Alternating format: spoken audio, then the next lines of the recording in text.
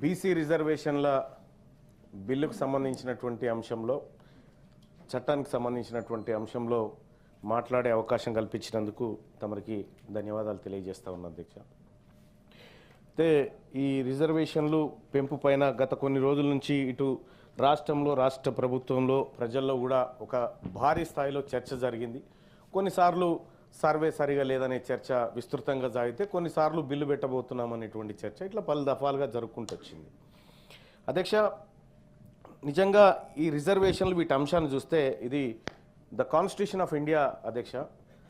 ఇది రాహుల్ గాంధీ గారు అంటే ఈ బుక్లను ఎక్కువ ప్రమోట్ చేసిండు, అందుకే ఇది ఇప్పుడు ఫేమస్ అయిపోయింది.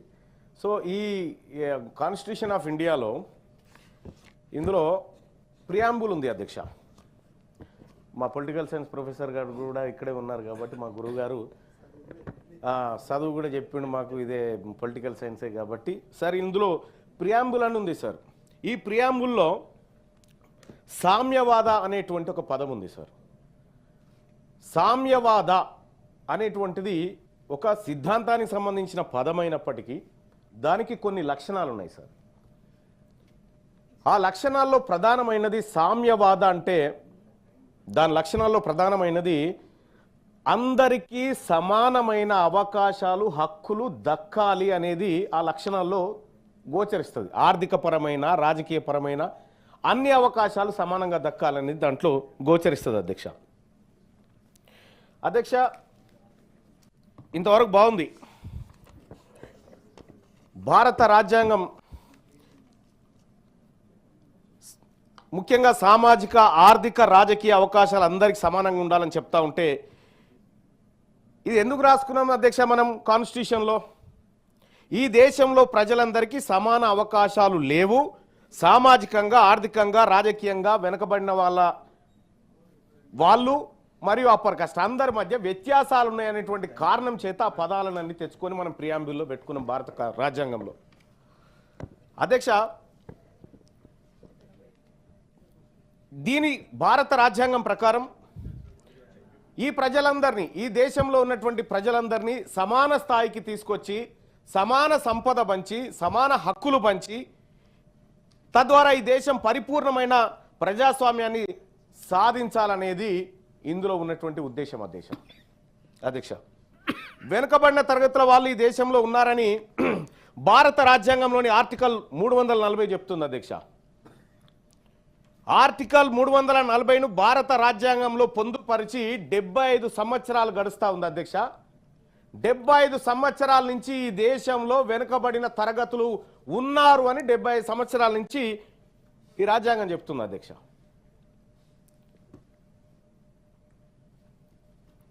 అంటే ఇంకా ఈ దేశంలో ప్రజలందరూ ఒకేలాగా లేరు, అసమానత్వంతో ఉన్నారనేటువంటి మాట ఆర్టికల్ 340 ద్వారా మనకు అర్థమవుతుంది అధ్యక్ష. ఈ వెనుకబడిన తరగతులను మిగతా ప్రజల స్థాయికి ఎదిగేలా చేయడం ఈ దేశ పాలకులు ఎన్ని ప్రయత్నాలు చేశారు. ఇప్పుడు రిజర్వేషన్లు అనేటువంటి అంశం కానీ హక్కులు అనేటువంటి అంశం కానీ అన్నీ ఆ పదార్థం నుంచి వచ్చినాయి అధ్యక్ష, ఆ సమస్య నుంచి ఉద్భవించినాయి. మరి ఈ దేశంలో 75 సంవత్సరాలుగా పరిపాలన జరుగుతూ ఉంది.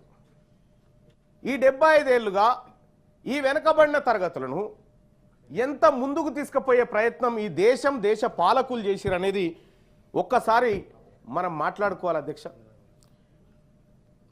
ఇండస్ట్రీలను అభివృద్ధి చేయడం కోసం ప్రత్యేక మంత్రిత్వ శాఖ ఉంది. రహదారులు బాగు చేయడానికి రోడ్లు భవనాల శాఖ ఉంది అధ్యక్ష. పశువులను అభివృద్ధి చేయడం కోసం పశుసంవర్ధక శాఖ కూడా ఉంది. కానీ వెనకబడిన తరగతులను పైకి దేవడానికి 78 ఏళ్ల స్వతంత్ర భారతదేశంలో బీసీ మంత్రిత్వ శాఖ లేదు అధ్యక్ష.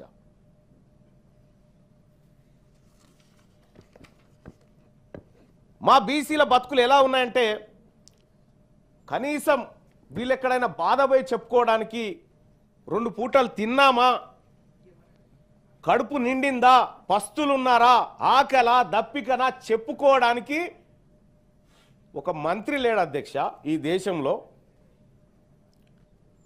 కేంద్రం చెప్తున్న అధ్యక్ష, రాష్ట్రాలు కాదు ఇవి.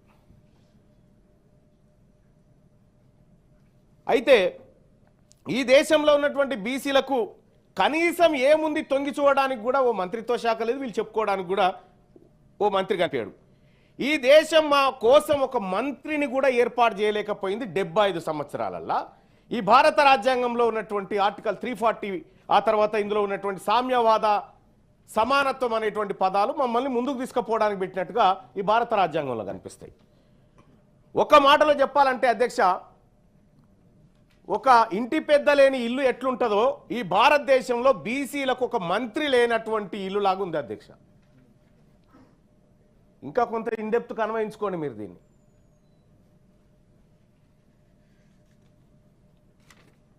దేశంలో 60% ఉన్న బీసీల వద్ద ఓట్లున్నాయి కాబట్టి మీకు మరి మా ఇంటి పెద్ద ఏడంటే ఇప్పుడు లేడు కానీ తాత్కాలికంగా గాడికి పోవని మైనార్టీ శాఖ కింద నెట్టేసారు సార్. మైనార్టీ శాఖ మంత్రి ఇప్పుడు బీసీ సంక్షేమాన్ని చూస్తాడు. ఈ భారతదేశంలో మెజారిటీ ప్రజలైనటువంటి సంక్షేమాన్ని మైనార్టీ శాఖ మంత్రిత్వ శాఖ కిందకి తీసుకొచ్చారు సార్. అది ఎప్పుడు మళ్ళా అది తెచ్చింది 2006లో ఏమో తెచ్చిరు, అప్పుడు అంతకంటే ముందు లేదు. ఇక ఈ దేశంలో ఓబీసీలకు ఎక్కడ న్యాయం జరుగుతుందో అని మైనార్టీ శాఖ మంత్రిని మెజారిటీ బీసీల మంత్రిగా చూపించారు అధ్యక్ష. న్యాయం జరగగల పొరపాటున మైనార్టీల సంక్షేమానికి ఒక మంత్రిత్వ శాఖ ఉన్నట్టే మెజారిటీ ఓబీసీలకు ఎందుకు లేదని నేను అడుగుతా ఉన్నా అధ్యక్ష. ఈ దేశంలో సుమారు 50 పైచీలకు మంత్రిత్వ శాఖలు ఉన్నాయి అధ్యక్ష. ఒక్క మంత్రిత్వ శాఖ మా కోసం పెట్టలేకపోయిన ప్రభుత్వాలు మమ్మల్ని పైకి తీసుకొచ్చి ఆలోచన చేస్తున్నాయని 78 ఏళ్ల సంధి చెప్తా ఉంటే ఆ మోసపు మాటలు ఇని ఇని ఇని ఇసుకొస్తా ఉంది అధ్యక్ష మాకు బీసీలకు. ఆర్థిక సమానత్వం గురించి దేశంలో ఉన్నటువంటి సంపద అందరూ ప్రజలకు సమానంగా పంచబడాలి, తద్వారా అందరూ ఈక్వల్గా కనిపించాలనేది మన సమానత్వం గురించి మాట్లాడుకున్నాం. స్వాతంత్ర దినోత్సవం నాడు అదే, గణతంత్ర దినోత్సవం నాడు అదే, గాంధీ జయంతి నాడు అదే మాట్లాడుకుంటాం. మరి ఆచరణలో ఎంతవరకు ఉంది దేశంలో? ఇదే భారత రాజ్యాంగంలోని ప్రియాంబుల్ పీఠికలో ఆర్థిక సమానత్వం అని రాసుకున్నాం. సోషల్ జస్టిస్, ఎకనామిక్ జస్టిస్ అని రకరకాలుగా రాసుకున్నాం. అంటే ఈ దేశంలో ఉన్న సంపద దేశంలోని అన్ని వర్గాలకు సమానంగా పంచబడాలి, తద్వారా ప్రజలందరూ ఆర్థికంగా సమానత్వం సాధించాలని పీఠికలోని ఆర్థిక సమానత్వం సారాంశం అధ్యక్ష. మరి జరిగింది ఏంది అధ్యక్ష? ఈ దేశంలో ఉన్న 140 కోట్ల మంది ప్రజలకు దేశ సంపద సమానంగా పంపిణీ జరిగి అందరూ ఆర్థికంగా ఈక్వల్గా ఉండాలని పీఠిక చెప్తా ఉంటే ఒక నివేదికను పరిశీలిద్దాం అధ్యక్ష. 1-2 నివేదికలు పరిశీలిద్దాం. WID వరల్డ్ ఇన్ఈక్వాలిటీ డేటాబేస్ అధ్యక్ష. ఆ నివేదికతో పాటు అంటే దాన్ని ప్రపంచ అసమానతల డేటాబేస్ కూడా అని అంటారు అధ్యక్ష. ఈ డేటాబేస్ని ఆక్స్ఫాము, ఫోర్బ్సు, హురూన్ సంస్థలు తయారు చేసి ప్రకటిస్తాయి అధ్యక్ష. ఈ నివేదికలు పరిశీలిస్తే మన దేశంలో ఆర్థిక సమానత్వం పెరిగిందా లేకపోతే ఇంకా దిగజారిపోయిందా మనకు అర్థమవుతుంది అధ్యక్ష. గతంలో అంటే 1972 నుంచి 73 NSSO అంటే నేషనల్ శాంపిల్ సర్వే ఆర్గనైజేషన్ అనే సంస్థ, దానికి ఇంకో పేరు కూడా ఉంది, నేషనల్ స్టాటిస్టికల్ ఆర్గనైజేషన్ అనేటువంటి సంస్థ. ఇవన్నీ సర్వే సంస్థలు అధ్యక్ష. ఈ దేశంలో ఉన్నటువంటి ఆర్థిక అసమానతలు, ప్రజల మధ్య ఉన్నటువంటి వ్యత్యాసాలను ఇవి క్షుణ్ణంగా పరిశీలించేటువంటి సంస్థలు. ఈ నివేదికలు ఒకసారి చూస్తే అధ్యక్ష, ఇవి ప్రతి 5 ఏళ్లకోసారి దేశవ్యాప్తంగా సర్వేలను బయటపెట్టాయి. కానీ 2011లో ఒక సర్వే ఆగిపోయింది. తర్వాత CMI centre for monitoring Indian economic మరియు consumer pyramid household survey అని నిర్వహించారు అధ్యక్ష. ఈ అన్ని సర్వే రిపోర్ట్లను పరిశీలిస్తే ఈ దేశంలో పేదవారి జాతకాలు, పెద్దవారి జాతకాలు మొత్తం బయటకు వస్తాయి అధ్యక్ష. ఈ సర్వేలో ఆర్థిక సమానత్వం అనేటువంటి అంశాలు ముఖ్యంగా 1990 తర్వాత నుండి 2024 వరకు ధనవంతుల సంపద భారీగా పెరిగినట్టుగా ఈ సర్వే నివేదికలు చెప్తా ఉన్నాయి అధ్యక్ష. ముఖ్యంగా 2022-23లో 1% ఉన్నటువంటి సంపన్న వర్గాల దగ్గర 40% సంపద పోగుబడ్డది అధ్యక్ష. ఈ దేశంలో 1% ఉన్నటువంటి సంపన్న వర్గాల దగ్గర 40% సంపద పోగుబడ్డది. Income and wealth inequality in India నివేదికలు చెప్తున్నటువంటి లెక్క అధ్యక్ష. ఇది పేదవాళ్ళు మరింత పేదలుగా, సంపన్నులు మరింత సంపన్నులుగా మారిపోయారు అధ్యక్ష. ఈ 70 ఏళ్ల పరంపరలో మమ్మల్ని పైకి తీసుకురావడానికి ప్రభుత్వాలు చేసిన ప్రయత్నంలో మేము జారిపోయి వాళ్ళు పైకి వచ్చారు అధ్యక్ష. అంటే భారత రాజ్యాంగం చెప్తున్న ఆర్థిక సమానత్వం వచ్చుడు మాట దేవుడెరుగు, ఇంకా పేదలు కడు పేదలుగా మారిపోయారు అధ్యక్ష. ఈ దేశంలో 78 ఏళ్లుగా ఈ దేశ పాలకులు సాధించింది ఏంటంటే సంపన్నుల సంపద పెంచి పేదలను నిరుపేదలుగా తయారు చేయడంలో సక్సెస్ అయ్యారు అధ్యక్ష. బీసీలలో ఉన్నత విద్యను అభ్యసిస్తున్న పరిశోధన విద్యార్థుల విషయం చూద్దాం అధ్యక్ష. వీళ్ళు మమ్మల్ని పైకి తేవడానికి ఎన్ని ప్రయత్నాలు చేశారు అనుకున్నాం అధ్యక్ష దేశవ్యాప్తంగా. ఒకసారి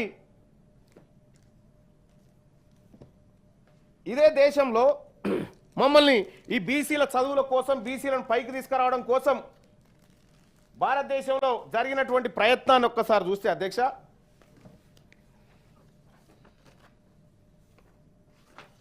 రైట్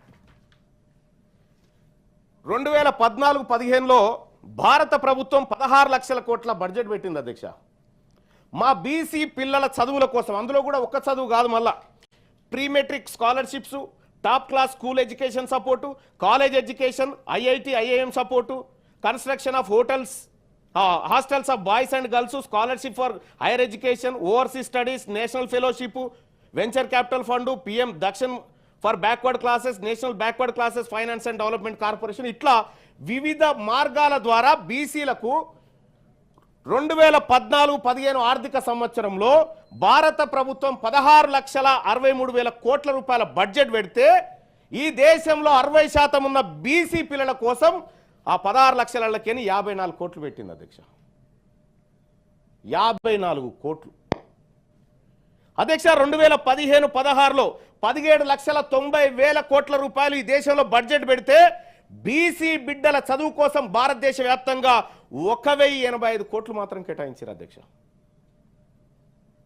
ఇట్లా చెప్పుకుంటే పోతే అధ్యక్ష 2016-17లో 1,212 కోట్లు, 19 లక్షల బడ్జెట్, 19 లక్షల కోట్ల బడ్జెట్లో 17-18లో 21 లక్షల కోట్ల బడ్జెట్ పెడితే 1,233 కోట్ల అధ్యక్ష. ఇట్లా 2023-24 46.15 లక్షల కోట్ల బడ్జెట్ను కేంద్రం ప్రవేశపెడితే ఈ దేశంలో ఉన్నటువంటి మెజారిటీ బీసీలు వాళ్ళ భవిష్యత్తు, వాళ్ళని పైకి తీసుకురావడానికి 2,287 కోట్లు పెట్టారు అధ్యక్ష. మొత్తం ఇప్పటి వరకు గడిచిన 10 ఏళ్లలో బీసీలను ఆర్థికంగా, బీసీలను విద్యాపరంగా పైకి తీసుకురావడానికి ఈ దేశం మా కోసం పెట్టినటువంటి ఖర్చు 10 ఏళ్లలో 15,000 కోట్లు పెట్టింది అధ్యక్ష. 15,855 కోట్లు పెట్టింది. మమ్మల్ని పైకి తీసుకొచ్చే కార్యక్రమాలు ఎంత గొప్పగా ఉన్నాయో ఈ దేశంలో చూడండి అధ్యక్ష. పోనీ మరి ఏం జరిగింది అధ్యక్ష? ఇది అయిపోయింది. ఓబీసీలకు చదువుకోవడానికి పెట్టింది గిది అధ్యక్ష. ఒక విషయం, చాలా బాధాకరమైనటువంటి విషయం అధ్యక్ష. మా కోసమే, బీసీల పిల్లల కోసమే 15,855 కోట్లు 10 ఏళ్లలో ఖర్చు పెడితే 2019లో ఈ భారతదేశం అగ్రవర్ణాలు ఎవరైతే లోన్లు తీసుకురో అధ్యక్ష వివిధ బ్యాంకుల దగ్గర, వాళ్ళ లోన్లు 3.5 లక్షల కోట్లు మాఫీ చేశారు అధ్యక్ష. వాళ్ళు పేదవాళ్ళని, వాళ్ళు కట్టలేరని, వాళ్ళు బ్యాంకులకు చెల్లించలేరని ఇవాళ ప్రెస్లో వచ్చింది 16 లక్షలు. ఎస్, ఇంకా పెద్దదే. నేను ఒక్క ఇయర్ లెక్క చెప్తున్నా. నేను 2019 లెక్క చెప్తా ఉన్నా. ఓన్లీ 3.5 లక్షల కోట్లు కేవలం 15 మందికే మాఫీ చేసిరు అధ్యక్ష. 15 మందికి 3.5 లక్షల కోట్లు మాఫీ చేసిరు. ఈ దేశంలో ఉన్నటువంటి 60% బీసీ జనాభా చదువుకోవడానికి ఈ దేశం 15,855 కోట్ల బిచ్చం వేసింది అధ్యక్ష.